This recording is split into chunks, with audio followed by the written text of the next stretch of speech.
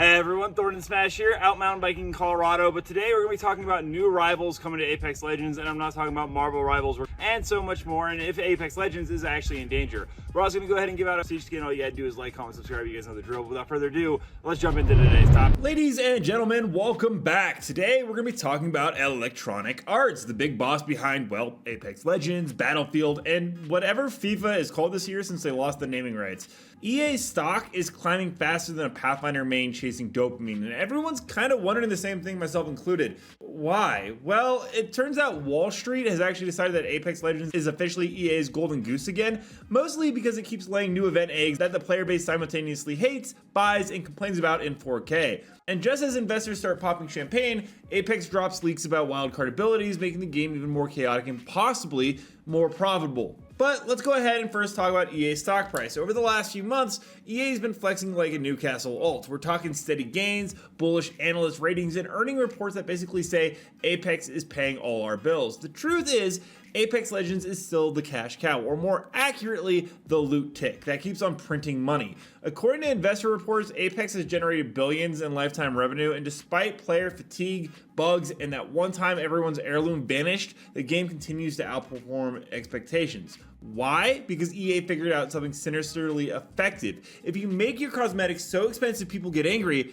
they'll talk about it nonstop. I'm a prime example of that. And talking about it nonstop drives engagement. Engagement drives metrics, and metrics makes shareholders happy. It's the perfect corporate cycle. Apex could release a skin that costs $500, R99, and it comes with free punch in the face, and someone on Reddit would still be like, yeah, but it glows differently at night. Investors see that and they start buying in. EA's valuation is currently riding high on Apex being the most consistent live service performer they have, and analysts love that stability. It also helps that they have Battlefield 6. Now, let's tie this back to Apex though, because whenever EA reports good financials, you can almost always trace it back to a big Apex update or a new monetization wave disguised as seasonal innovation. And the wildcard update is shaping up to be exactly that. It's a fresh dose of chaos to boost interest right before the holiday spending spree. And I mean, come on, apparently there's going to be shield cells that fully restore shields. EA didn't just greenlight that for balance. That's an engagement bomb. That's like log in now, complain later design. Imagine the chaos. Everyone popping full heal cells like Lifeline's stemmed up cousin.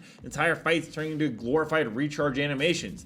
And then there's going to be a self-res ability, which, I mean, I guess they're just bringing back the gold knockdown. Bring that just back. Anyways, you can res yourself when an ally knocks someone, and it's going to lead to the most cursed clutch scenarios in Apex history. You'll down someone, their teammate will self-res mid-fight, and you'll be sitting there wondering if you're playing a battle royale or some kind of Saw minigame. And there's going to be a silence on shield break ability, and it's just pure evil. Revenant's out here taking notes like, wait, that's my thing. Every cracked fight is going to turn into a 5-second pan attack where no one can use ability and everyone screams into their mic like it's the end of the world. But here's where it gets a little bit more interesting. EA's entire business model has shifted towards live service longevity. They don't just want Apex to be a successful shooter, they want it to be a platform that can sustain endless seasons, events, and microtransaction waves for years. Every ability rework, every seasonal twist, every overpriced recolor isn't random, it's data-driven retention engineering. And the wildcard event is a perfect example of that. It's designed to create controlled chaos, new metas, faster engagement, and fresh content that keeps the algorithm spinning. Because when Apex slows down,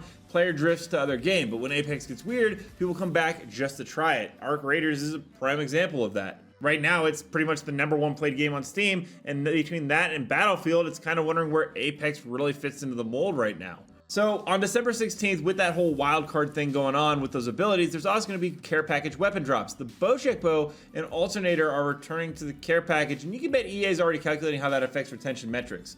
So the big question is all of this enough to justify EA's soaring valuation? Well, maybe. Apex is stable, but not growing exponentially anymore. So EA's betting on short-term spikes driven by seasonal chaos, like the wildcard mode and, well, these little LTM and events. It's like lighting little fires to keep the room warm, but if they ever stop, the room goes cold fast. And let's go ahead and talk about that new threat with the room getting colder, Arc Raiders. The long-delayed, now revived science fiction extraction shooter from Embarks Studios.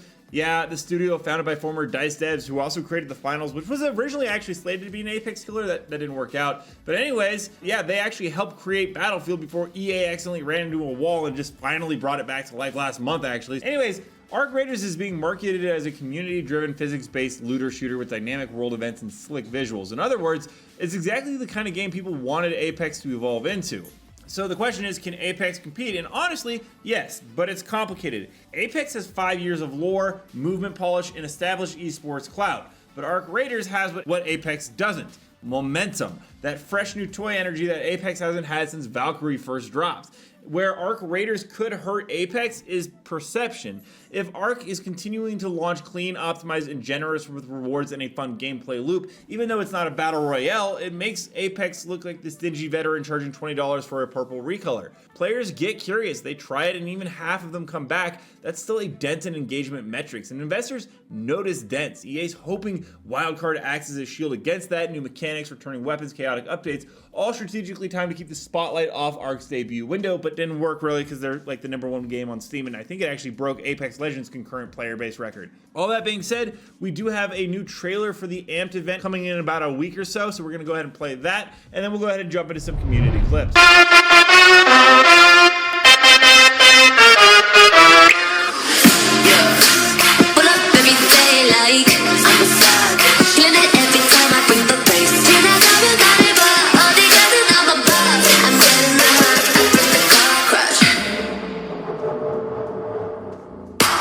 I'm heartbreaker. 모든 남는 주고 뺏겨 싸납게 차갑게 속없는 싸가지.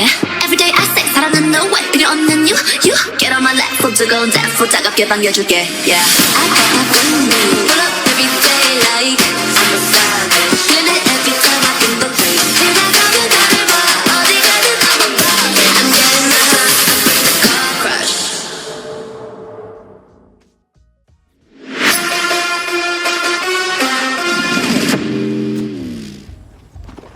Enemy over there.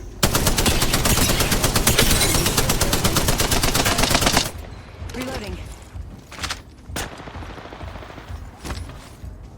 Bandit bought the farm.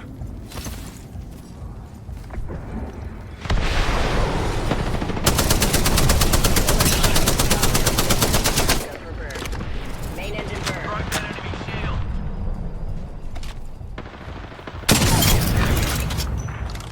That's the last of that squad. This dimension's looking up. Hell of a kill, you. I'm coming for you, mates.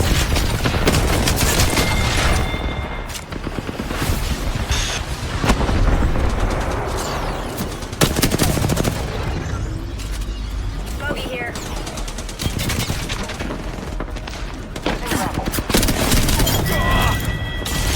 Lining up my cover. Dodging my sheep.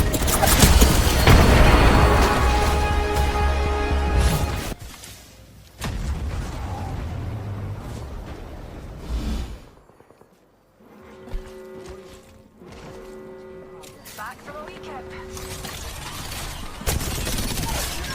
Let me know down below, what are your guys' thoughts on if Apex Legends actually has a competitor. Also, don't forget to check out the video in this corner right here, where I cover more news on Apex Legends on the daily. And until next time, everyone, keep playing in the Outlands.